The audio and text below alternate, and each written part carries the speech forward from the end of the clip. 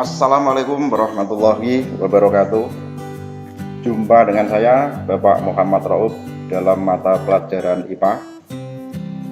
Pada kesempatan kali ini kita akan membahas mengenai alat optik. Alat optik yang paling utama adalah mata. Kemudian nanti kita juga akan membahas masalah makrosskop, kamera, mikroskop, dan teropong. Kita mulai saja dengan mata. Nah, bagian mata. Yang pertama adalah kornea mata. Kemudian di sini ada iris, kemudian pupil, lensa mata, kemudian aqueous humor, vitreous humor, sklera, retina, kemudian bintik kuning, bintik buta, serta saraf optik. Nah, lensa mata ini dapat menebal dan memipih, atau istilahnya mencembung dan memipih.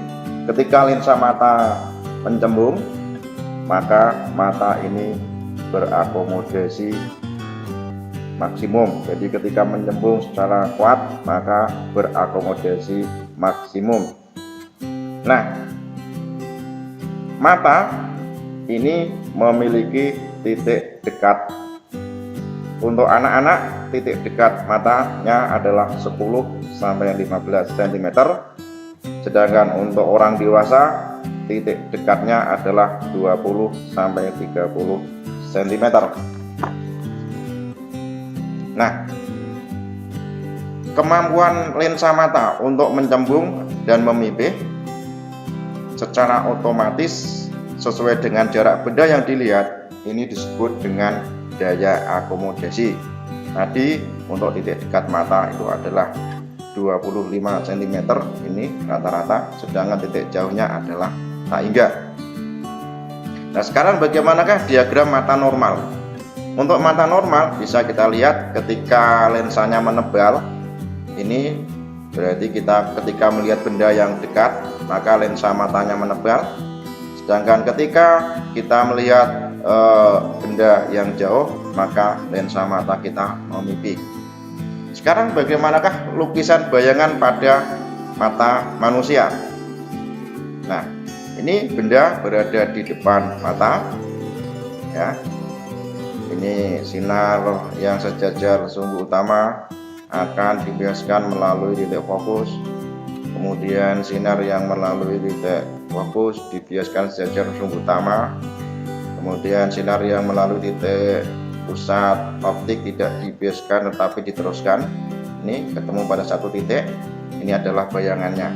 Jadi bayangan pada mata ini terletak tepat pada retina. Ini untuk mata normal. Nah, sifat bayangannya adalah seperti yang bisa kita lihat, yaitu bayangannya adalah nyata karena bendanya di depan, bayangannya di belakang. Kemudian yang kedua adalah terbalik, ya, dan diperkecil serta berada di ruang 2. Nah, sekarang cacat mata. Ya, yang perlu menjadi catatan di sini, mata normal yaitu mata yang dapat bekerja dengan normal, yaitu yang pertama memiliki titik dekat sebesar ±25 cm dan titik jauhnya di jauh tak hingga. Nah, sekarang ada 3 macam atau 3 jenis cacat mata. Yang pertama yaitu hipermetropi. Hipermetropi ini istilahnya adalah rabun dekat atau hipermetropi. Kemudian yang kedua adalah miopi, dan yang ketiga adalah presbiopi. Sekarang kita akan bahas satu persatu. Yang pertama adalah hipermetropi. Nah, hipermetropi ini ciri-cirinya yaitu yang pertama, tidak dapat melihat benda dekat dengan jelas. Jadi hipermetropi ini kalau melihat benda dekat ini tidak jelas. Nah, kemudian ciri-ciri yang kedua, titik dekatnya bergeser menjauh lebih dari titik dekat normal. Berarti titik dekatnya itu lebih dari 25 cm karena titik dekat mata normal itu 25 cm. Kemudian lensa matanya ini tidak dapat mencembung sebagaimana mestinya, hanya dapat melihat benda yang terletak pada jarak yang jauh. Nah, sekarang bagaimanakah pembentukan bayangannya? Nah, jadi pada mata hipermetropi ini sinar yang datang dari tempat yang seperti ini, dari ini, maka nanti akan pembiasannya berada di pembentukan bayangannya berada di belakang retina. Nah, ini. Nah, supaya letak bayangannya ini tetap tepat berada di retina, maka ini harus kita gunakan kacamata. Nah, kacamata yang kita pakai untuk mata hipermetropi adalah kacamata positif. Nah, sekarang yang kedua adalah miopi. Nah, miopi ini adalah rabun jauh. Nah, ciri-ciri dari mata miopi ini yang pertama adalah tidak dapat melihat benda jauh dengan jelas. Jadi ciri-ciri miopi ini tidak dapat melihat benda jauh dengan jelas. Kemudian lensa matanya tidak dapat memipih sebagaimana mestinya. Yang ketiga adalah titik dekatnya kurang dari 25 cm. Nah, sekarang bagaimanakah pembentukan bayangannya? Nah, coba kita lihat. Nah, pembentukan bayangan pada mata miopi ini bayangannya adalah terletak di depan retina. Jadi bayangannya terletak di depan retina. Supaya bayangan tepat pada retina harus kita gunakan kacamata. Nah, kacamata yang dipakai adalah kacamata negatif. Nah, kemudian yang ketiga adalah presbiopi. Presbiopi ini adalah cacat mata gabungan rabun jauh dan rabun dekat. Ini biasanya dialami oleh orang yang sudah lanjut usia. Nah, ciri-cirinya yang pertama, ini otot mata sudah lemah sehingga akomodasinya berkurang.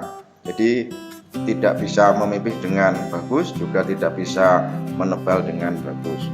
Nah, titik dekat maupun titik jauhnya sudah bergeser. Nah, titik dekat dan titik jauhnya sudah bergeser. Titik dekatnya bergeser menjauhi mata, ya. Sedangkan titik jauhnya bergeser mendekati mata. Nah, sekarang untuk mengatasi cacat mata presbiopi ini yang kita gunakan adalah kacamata yang berlensa rangkap atau ganda atau bifokal.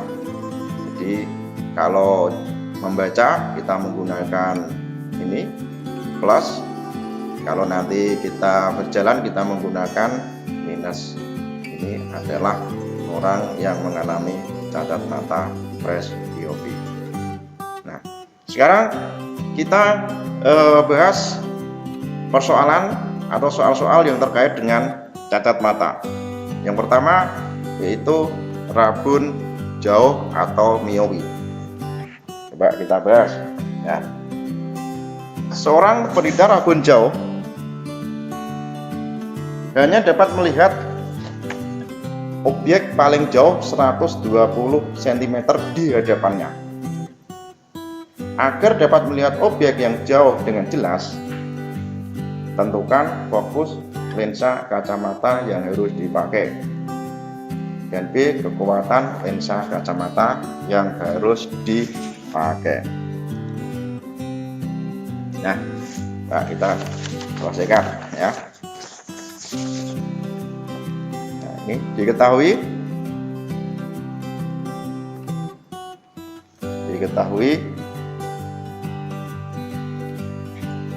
ya, diketahui SO-nya ini adalah taiga. Kemudian SI-nya ini adalah negatif 120 cm. Ini artinya apa? Artinya posisi lensa yang kita pakai itu nanti SO-nya ini berada di jauh tak hingga, sedangkan SI-nya adalah berada pada 120 cm di depan lensa. Maka ini ada negatifnya ya. Jadi SI-nya ini kita tempatkan 120 cm di depan lensa. Kemudian ditanyakan yaitu berapakah fokusnya, dan yang kedua berapakah kekuatan lensanya. Nah, kita selesaikan, yaitu yang pertama kita gunakan persamaan 1/f sama dengan 1/SO plus 1/SI ya. Terus kita masukkan saja SO-nya adalah di jauh tak hingga ditambah dengan 1/SI, yaitu min 120. Maka ini langsung 1/F nya sama dengan min 120. Nah, sehingga fokusnya ini berarti tinggal membalik saja 1/120 ini menjadi 120/1 atau 120 cm. Kalau kita jadikan meter yaitu 1,2 meter. Nah, sekarang B, berapakah kekuatan lensanya? Ini kita gunakan persamaan P sama dengan 1/F. Kita masukkan F-nya adalah min 1,2, sehingga hasilnya yaitu min 0,83 dioptri.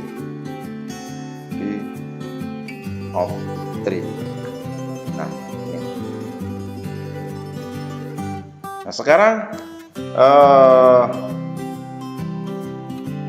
contoh soal berikutnya. Ini rabun dekat. Nah, kalau rabun dekat bagaimana? Coba kita baca dulu soalnya. Seorang penderita rabun dekat membaca pada jarak 60 cm. Jadi ini jarak bacanya 60 cm. Setelah memakai kacamata, ia dapat membaca pada jarak 30 cm. Nah, kekuatan lensa yang digunakan adalah titik-titik. Ya, oke, diketahui.